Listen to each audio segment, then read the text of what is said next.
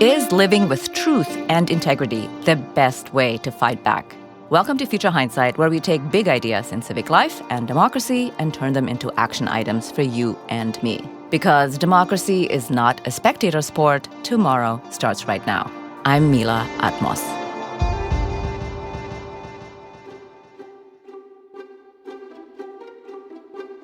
Gal Beckerman has spent his career insisting that history is a record of moral choices that are made by individuals and societies based on what they valued and what they were willing to sacrifice to protect it. His newest book, How to Be a Dissident, arrives at exactly the right moment. He reveals what extraordinary dissenters share and also makes a quietly radical case that dissidence belongs to all of us, not just history's heroes. Every day, we all face small compromises of conscience, and this book is a guide to meet those moments within ourselves. Welcome, Gal. Thank you for joining us. Thank you so much for having me. So you actually start with a solitary moment of recognizing the truth as the starting point of a dissident's journey. And that can often, not necessarily, create a legacy that outlasts a life. And I'm thinking here of some of the examples that you have in the book, like the author, Solzhenitsyn, but we can't all be like him, of course. But while dissidents start with the truth, how would you describe their inner life to be? You know, how they decide, this is how I want to live. Right. Well, I think it starts from a place of resistance to something that they're experiencing in their reality. And let me be a little bit less abstract about this. Václav Havel was this great Czech dissident playwright who became president of Czechoslovakia once it became freed of communist rule. He had an idea that dissidence starts with what he calls the pre-political, right? So we think of dissidents as being these characters who are there's a confusion. We think that they're like revolutionaries, right? Maybe they have an ideology that they want to impose or a regime they want to change. But Havel sort of reels it back to this place of the pre-political. And what does this mean? It means that it's all the basic aspects of living what you could call a normal free life. You know, being able to wear your hair the way you want to, being able to listen to whatever music you want to, or read the books you want to listen to. At a higher level, it's maybe being able to pursue your economic interests or not see your neighbors being mistreated. It can be any number of things that sort of make you feel like you are a free person in the world. And when you experience those being violated, when you see something that sort of ends up undermining or undercutting your ability to have those basic conditions of a quote-unquote normal life, you have a choice, a moral choice. You either can say no or you can conform. Most of us conform. Most of us do, because that is kind of hardwired into us as human beings. It's actually how our species has survived for as long as it has, because we know how to work together within our tribes. But the dissident is the person, the rare person, who cannot live with themselves in a situation like that. To give you sort of an image that always crystallized for me what a dissident is. And it's one that people will probably be familiar with. So 1989, there's a famous image of a man who's standing in front of a series of tanks that are headed for Tiananmen Square. And they're headed there to crush the pro-democracy protests that will end up massacring hundreds of people, right? So we know this image of this little man, and there's the 4 tanks. And I think the standard idea of what's going on in this picture is he's putting his body in the way of the tanks to stop the violence. But when I see this picture, this is my idea of the dissident, I see a man who's just on his way home. He's on his way home to have his dinner. He's carrying 2 shopping bags. He's thinking about what music he's going to listen to, a conversation he wants to have with his wife. He's just living his life on his way home when these 4 tanks appear in his path. They're blocking his path. And instead of moving out of the way, he says, you're going to have to move out of the way. I'm not going anywhere. I'm going to insist on living my life.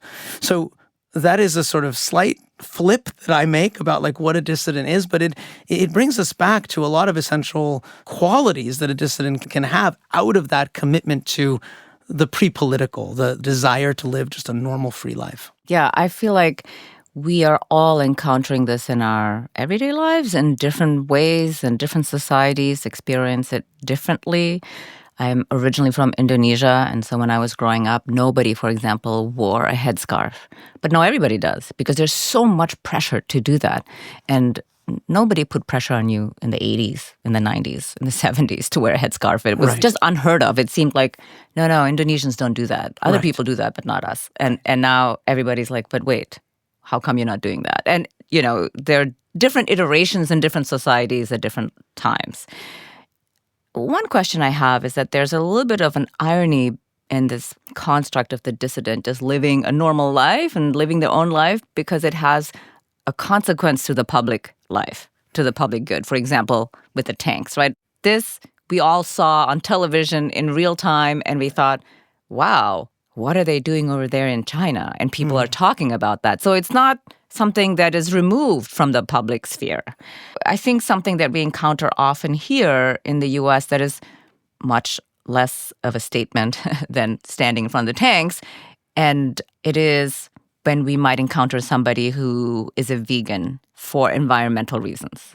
Many would argue that it just doesn't matter. Somebody else is going to buy the ground beef at the supermarket, and why are you bothering?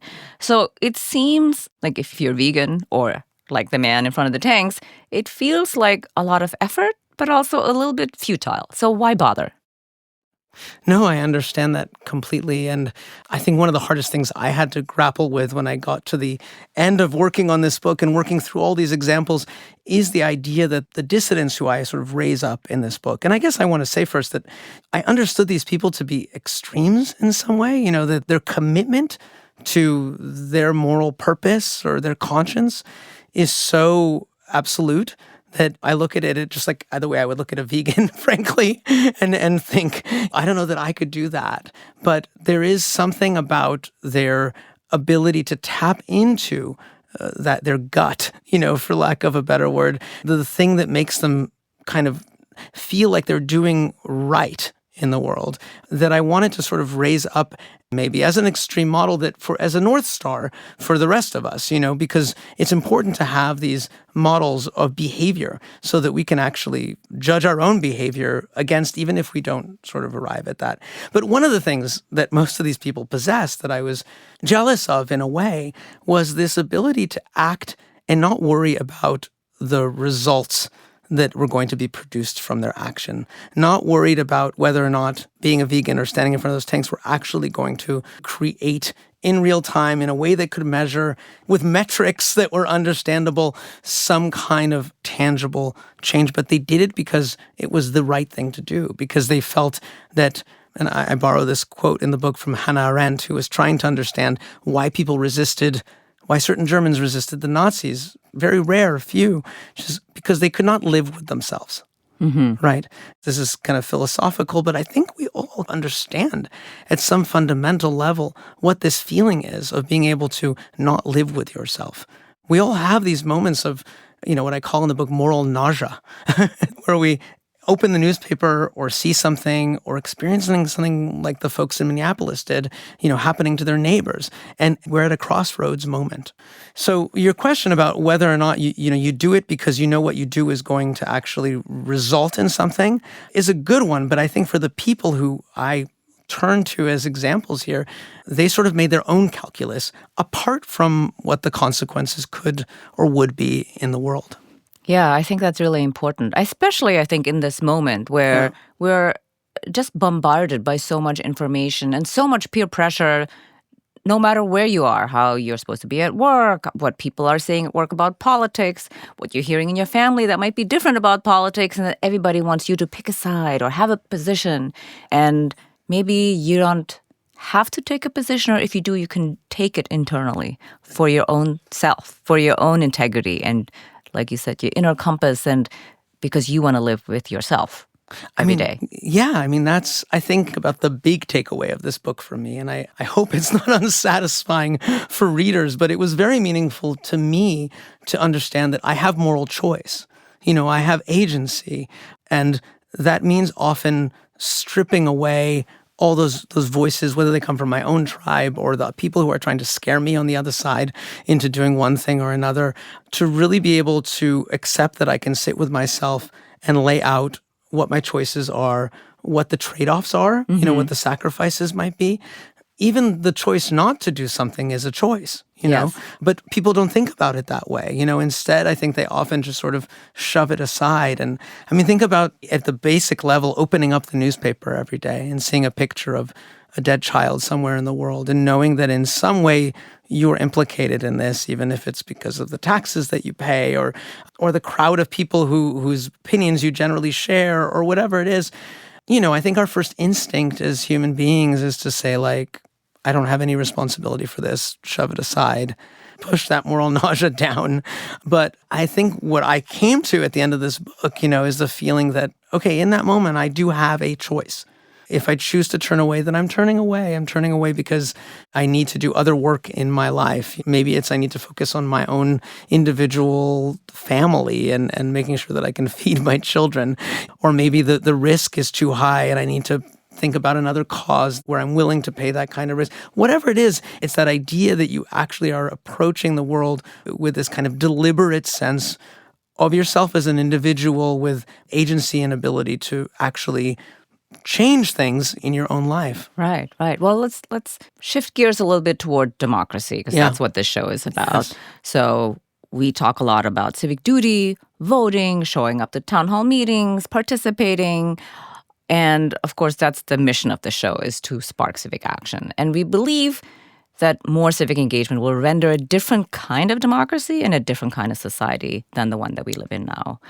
But I feel like your book suggests something deeper, that effective citizenship might begin not with action, but with an internal commitment to living truthfully. Mm-hmm. So how do you think about the relationship between dissidence, being a dissident, and what it means to be a genuinely engaged citizen, like a civic-minded person? Yeah. Well, first of all, dissidence as an idea is kind of like value neutral. There are evil dissidents. There are people, thank you for explaining that. there are people who break with societal norms in ways that I don't agree with, and I think most people on my side of progressive thinking, would not agree with. Just to take the example to an extreme, Hitler in the 1920s could be understood as a dissident. Yes. Okay? So as a concept, it doesn't necessarily mean that you're doing good. But I am interested, and this book is focused on dissidents whose main idea is that the liberty that they want to increase for themselves, they want to increase for other people as well. That what they're interested in doing in freeing themselves to live their normal life is seeing other people also be able to live those kinds of lives. So Henry David Thoreau, who's a character in this book, that's his one line of how I'm going to behave in the world. He said, I shouldn't be able to do anything that would involve sitting on the shoulders of another man. He wants to make sure that the freedom that he is asking for himself, and it's a virtuous circle, right? Because if other people are free, then you're more free as well. So being a dissident is being attuned to the ways that you're not just improving your own ability to live the life that you want to live, but it's sort of thinking about the environment around you and how together with other people you're creating a situation where everybody can benefit the most. Well, so that brings me to one of the chapters in your book. So your book is structured around 10 qualities, and I'll share a few of them here. Be pessimistic, be presumptuous, and be immortal, for example. And one of my favorite chapters, one of my favorite qualities, is be presumptuous. And the subtitle of the chapter is Behave as if you have power. And I feel like this is written like for this current time and is giving us real clues for how we can be in this current moment. Tell us a little bit more about what it means to live as if. Yeah. No, I love this idea. And one of my previous books was about dissidents in the Soviet Union. And the as-if idea really came out of that world, which was, this is the Soviet dissidents talking, we live in an oppressive place where certain freedoms are not allowed to us. We're not allowed, for example, to read what we want to read or talk amongst ourselves or criticize the government or to live in short, like free citizens of this place. But what if we just decide to do that? What if we just decide to live as if we were free and we did live in a free place? It's radical the way that it changes your mindset, especially when it's among a group of people who decide to do this together, because they encourage and they egg on in one another these habits of living and acting freely. Often this puts them, as it did the Soviet dissidents, in confrontation, as it did Thoreau as well, in confrontation with the state, because, their decision to live presumptuously as they want is not in accordance with the rules of the society that they're in. But their presumption is, in fact, that if they begin to act like this, if they begin to behave like this, if they begin to presume, that slavery shouldn't exist and they shouldn't support it, that it will set a kind of example, that it will encourage other people to be brave as well, people who maybe felt this in their heart as well, and that the circle will grow of individuals who are living as if. In that chapter, I talk about the solidarity movement in Poland in the 1980s, and you didn't have independent groups in communist Poland. Everyone was part of the state. Everything trickled down from the state. But suddenly, there was a group of workers who decided to form their own independent union to protest the fact that their living standards were extremely poor, that their working conditions were extremely poor. And this metastasized until 9 million people, which was a huge part of the country, were all part of this collection of unions. They essentially acted as if, built this sort of community within the shell of their own country. And the way that they talked amongst themselves was with these democratic principles that didn't exist in Soviet Poland. So they would have these town hall meetings, where everyone got a chance to speak. There was extreme transparency, about the rules that they were creating for themselves. They decided, let's, within this sort of microcosm of a world that we're building amongst ourselves, this as-if world, let's do all the things that we feel are not allowed to us in the larger society. And what happened ultimately is, in the first instance, they failed. I mean, the state still had the power, still had the tanks and the guns, and was able to shut them down. But it incubated, I really like this word, incubated a new kind of thinking, a new kind of ability to see oneself as a free person and to expect from a state to give you that individual freedom. And eventually, when, for lots of other reasons, the state began to collapse, they were there, ready to go. That as if became the actual reality of the state. Yeah, that's such a great example, the example in Poland, to really bring to life what as if looks like. I want to make a connection here between this as if living and the question I asked before about the futility of being a dissident in whatever form. There's one quality that you describe as being pessimistic. And in this chapter, you argue that being a pessimist enables you to have, quote, hope without expectancy, end quote. Tell us a little bit more about that, because I think a lot of people feel hopeless, helpless, overwhelmed, and then you're saying, but be a pessimist. So if you could explain it, that would be amazing. Yes, of course. I knew that I was being challenging by using that word because people often, to my mind, confuse pessimism with fatalism. Mm-hmm. Fatalism is the idea that everything always and forever will get worse, right? There's also positive fatalism, that everything will always and forever get better. Pessimism is that everything probably or might get worse, right? So in that probably or might, there is the potential for it not to get worse, but your brain is attuned to the possibility, the strong possibility that it will. And to me, that opens up a space of action, because if you are having the opposite attitude, which is everything probably will get better, somebody will probably come and solve the problems of climate change, authoritarianism probably won't take hold, people of goodwill will eventually stop this, some scientists will come up with a way to figure out how to end the harms of climate change. If that is your attitude, I think it can easily lead to passivity. But if your attitude is, look, if we don't do anything, things are going to get worse. Or probably going to get worse. Without our action, that is most likely the general direction of things. I think it sharpens the mind. I think it makes you think, what can I do right now? What can I do this very moment with my abilities to do the most possible good? Or maybe it's to decrease the least possible harm, right? And there's a Dutch philosopher who I quote in the book named Mara Vanderloot, a contemporary philosopher, who came up with a phrase, hopeful pessimism. And I really like this idea because it sort of combines this notion that you're thinking about things might not turn out well, so I better do something now. But you're also hopeful that what you're doing right now will be useful for the people that are right in front of you for the things that you're working on in this very moment. Right. Yeah. I definitely think it makes room for action. We've had a few interviews with people who say, you're just going to do the next best thing. You don't know if it's going to change the world, but for sure you're changing something in the immediate environment of your own life or somebody else's life who's close to you, where there is a benefit towards the greater good in the long term, if not in the short term. We'll be back with Gall in just a moment, so stick around. You know you've got to hear this episode's Civic Spark. One small step we can all take to be more empowered and ignite collective change. But first, picture this. It's late at night, and you're doing a little scrolling when all of a sudden you see it. That one product that you've been looking for. You click on the link, add to cart, maybe even shop around a little more before finally hitting checkout.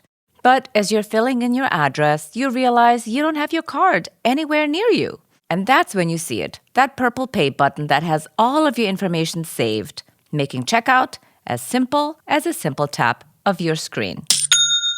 Shopify is the commerce platform behind millions of businesses around the world and 10% of all e-commerce in the United States, from household names like Magic Spoon to up-and-coming brands that are just getting started.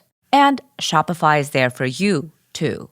Accelerate your efficiency, whether you're uploading new products or trying to improve existing ones. Shopify is packed with helpful AI tools that write product descriptions, page headlines, and even enhance your product photography. Now, you might be wondering, what if people haven't heard about my brand? It's okay. Shopify helps you find your customers with easy-to-run email and social media campaigns. So tackle all those important tasks in one place, from inventory to payments to analytics and more. No need to save multiple websites or try to figure out what platform is hosting the tool that you need. Everything is all in one spot, making your life easier and your business operations smoother. What I love about Shopify is how no matter how big you want to grow, Shopify gives you everything you need to take control and take your business to the next level. See fewer carts go abandoned and more sales go cha-ching with Shopify and their Shop Pay button. Sign up for your $1 per month trial today at shopify.com/hopeful. Go to shopify.com/hopeful. That's shopify.com/hopeful. And now, let's return to my conversation with Gall Beckerman. So one of the questions I had as I was reading your book was about Americans writ large, because, you talk about how humans really want to conform. And I think of Americans as being these lone cowboys, always skeptical of what other people are doing or what the state is asking you to do. And I think in my mind, that's one of the reasons we don't have universal health care in this country. And you actually address the phenomenon in this book on how fascism overcame communism in Italy. And how would you make the parallel to the current time in the United States? Well, I would have agreed with your characterization of Americans until about a year and a half ago when Trump came back to power. I certainly was, and I know a lot of people were shocked at the speed with which institutions, powerful people, there was even a Republican senator, Lisa Murkowski, who said she was afraid to speak. How quickly people acquiesced to an overwhelming show of power and force. And all of this rugged individualism that's supposed to be, a hallmark of American identity. I was like, where is this? Where are the dissidents? Where are the people who are willing to refuse and say no? Because it just seemed like the dominoes fell extremely quickly, at least at the elite level. Now, we can talk a little bit about what then happened out in America, which I think there are these bright examples like Minneapolis of people acting in very different ways when confronted with power and authority. But, in that first instance, I was very surprised. And I think you're, referring in the book to this idea of hegemony. Yes. And this notion that a whole society can very quickly sort of get on the same page about what it means to be a good citizen, what it means to sort of go along the notion of conformity can sort of seep in very quickly, especially when the risks of going against power are made very evident and people balance against, their courage, self-preservation, fears for their family, fears for their economic well-being. All of that comes into play. So I think in a way we were sort of surprised in that moment as a society because, I had to look back to like the McCarthy era or to, maybe the civil rights movement, is a moment where people might have felt like they were forced to make a moral choice, where there might be risks involved. You could go down south and register voters, for example, or to do something, about the current status quo. But my slight hopefulness is that that moment was like a shock and people have kind of learned from it in a way. I don't know how much we've learned of it, except that I think it's very scary to be a Republican lawmaker right now because I believe that they are constantly being threatened. Yeah. I actually was at an event recently where Hillary Clinton was also present, and she has a huge security detail now because her life is being threatened every day. And I think that's how scary it is in this moment, especially for high-profile people like her. Yeah. No, I wouldn't want to downplay that. I think you're absolutely right. But I think when we talk about hegemony, the coercion there is violence. Yes. And the fascists definitely had violence as a kind of a coiled form of power, like the potential of violence. Although we've certainly seen in America real political violence. Yes. Right. I think about people, let's say you're a MAGA voter, in deep red state America. You might have a feeling that the country's going in the wrong direction. You might feel that what the president says does violate your sense of moral purpose or just your conscience, But there is so much social pressure. You're part of a tribe. It's not just a set of issues or an ideology that you believe in when you're part of that world. And I can say the same thing for parts of the left as well. I'm just 100%. picking on MAGA. Yes. But the breaking with that involves an extraordinary social pressure that you would have to withstand. The first chapter in this book is called Be Alone, because I think it's that dramatic. I think it's that vertiginous and that dramatic to break with that kind of tribal, hegemonic world that you are steeped in, I just did some reporting this week actually about Hungary because I wanted to understand how people who were just as steeped as MAGA folks are in the sort of Trump cult, people who were committed to Viktor Orban, the prime minister of Hungary, who's been in charge for 15 years, and especially in the rural areas, which ended up voting, many of them against him, which were strongholds, as strongholds the way that like Kansas or Kentucky would be. And it turned out that about 2 years ago, there started to develop in these communities these things called islands. And the islands were small civic groups of people who would gather together and sort of reignite a civic life in that community where it had almost completely gone extinct, and do small things like, organize picking up litter in the community or painting bus benches or even like doing like a movie night. They were also like debate clubs where people would gather and talk about worries about pollution from a local factory. And these are people who were unhappy, but they weren't willing to see themselves yet as breaking with Orban.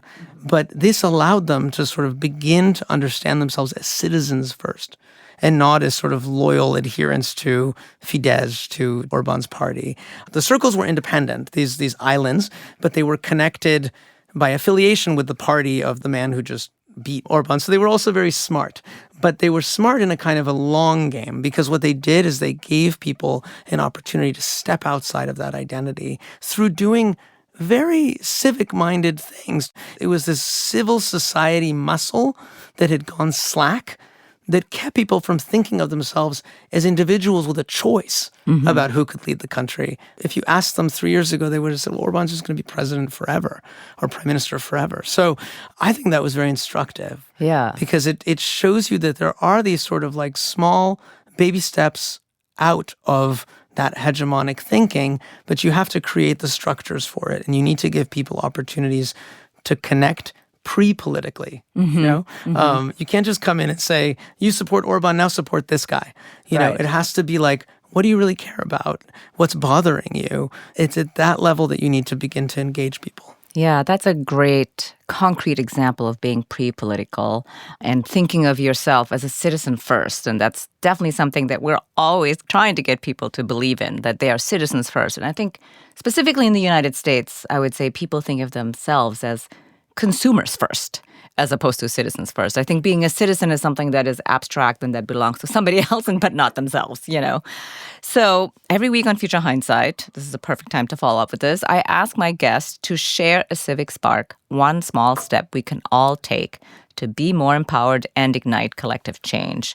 And we've talked a lot about being, and we've talked a little bit about doing, but we are a civic action show, civic engagement show. So what's a good way to turn the insights that you've just shared with us into action?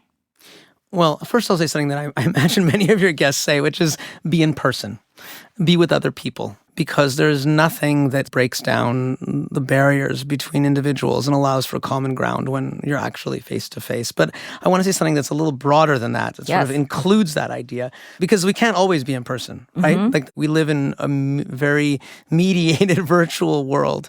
And I take these ideas a bit from my last book, which was about the forms of communication that we use to actually make change and which ones work and which ones are not so good for making change. And I looked at the pre-digital forms of communication, from letter writing to zines to petitions, and what features they had that allowed people to actually do some of the more positive, pro-social activities that really could lead to change in a more productive way. So the civic spark that I would say is think about the medium that you're using when you communicate with other people. If you're using a medium that privileges being loud and being fast and getting attention, that might not be so good for the kind of change that you want to make in the world, because the change you're going to make in the world is going to be maybe loud and fast and will get attention, but as quickly as it sort of flares up, it'll flare out. And that is, I think, what we've seen when we see social movements that are built on the model of social media or come up through social media. They sort of like have these huge spikes and then they go right back down. I can talk about Black Lives Matter, for example, as a good indication of this. But there are ways to communicate that are, I'm thinking of like WhatsApp groups, or to just take an example where there is some privacy. There's a way to decide who you include and who you exclude, which sounds like maybe a provocative thing to say, but that is part of how you build a community. Is like you don't let every heckler in. You sort of think deliberately about who you're going to feel enough trust in to be able to make yourself vulnerable and share ideas and sort of begin to change your mind, right? So maybe it's a WhatsApp group, maybe it's a subreddit, maybe it's a place that has certain parameters. Think about the features of that medium. In communication studies, there's a word that's not a beautiful word, but it's helpful. It's called affordances. What does that medium afford you the ability to do? And what does it prevent you from doing? I've come to believe that that is essential. There's a mid-century media scholar named Marshall McLuhan, who has the famous saying that the medium is the message. But this applies, I think, to also social movements, that when it comes to social movements, the medium is the message, in the sense that the medium through which a movement takes shape is going to either allow or prevent it from developing and growing in the ways that it needs to be truly effective and productive in the world. Yeah, well said. Well, here's my last question. Looking into the future, what makes you hopeful?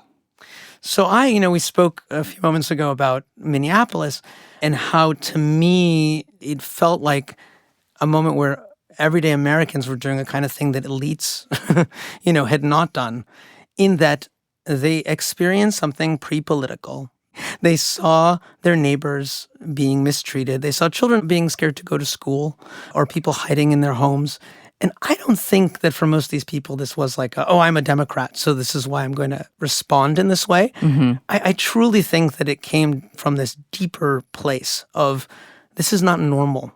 This is not what my idea of what a normal community is, and I can assume that it's not what other people believe that it should be. And then they did something about it. But they did something about it that was not flashy. It was not in the spotlight.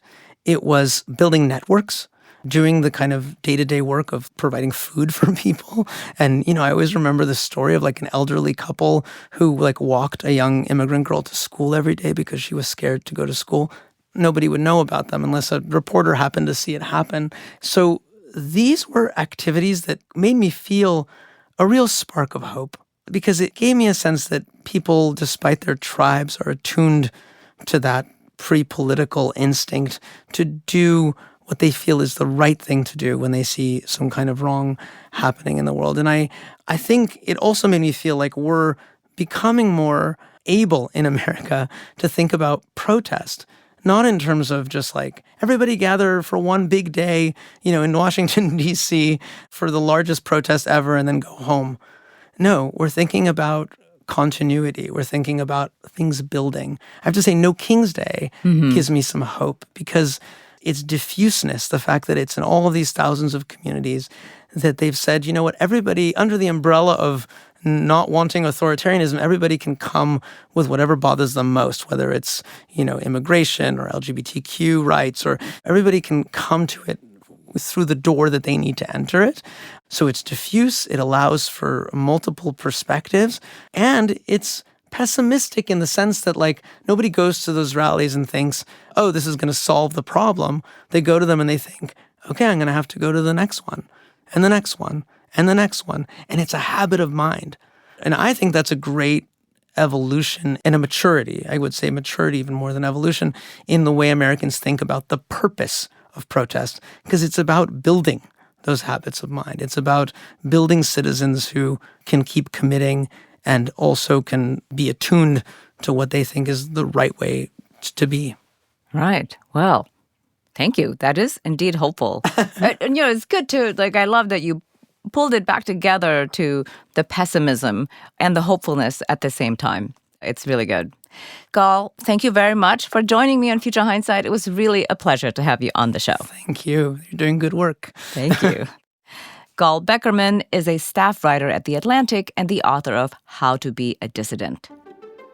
Remember, civic action doesn't have to be complicated. It's about small steps that spark progress, like sharing this episode with a friend. Let's recap this week's Civic Spark and fire up our collective power. First, be in person. There's nothing quite like being face-to-face. That is how ideas get shared and actions get started. That being said, it's not always possible to be in person, so stay aware of the platforms, mediums, or avenues you're using to communicate with others. Be deliberate about how you operate online, whether that's on social media or in group chats or anything in between. Just some community building 101 for you this week.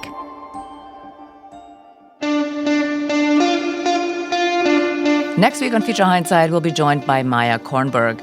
She's a senior research fellow at NYU Law's Brennan Center for Justice and the author of Stuck: How Money, Media, and Violence Prevent Change in Congress. Members are constricting civic engagement, which is another core tenet of a functional democracy. So one member told me, I'm afraid to go to certain parts of my own district because I'm afraid for my safety or the safety of my staff.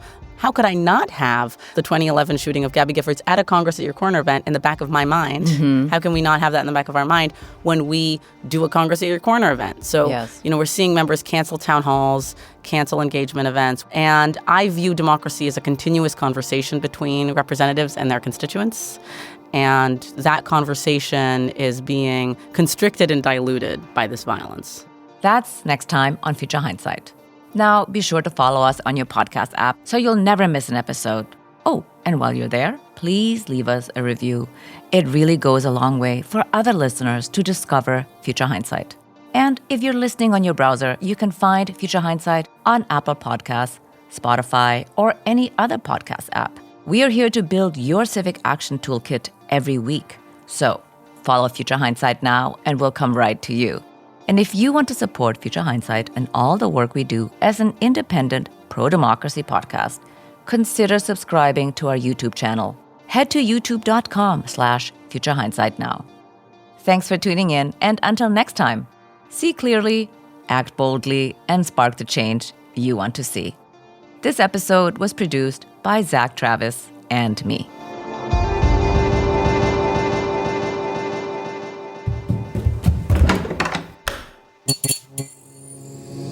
This podcast is part of the Democracy Group,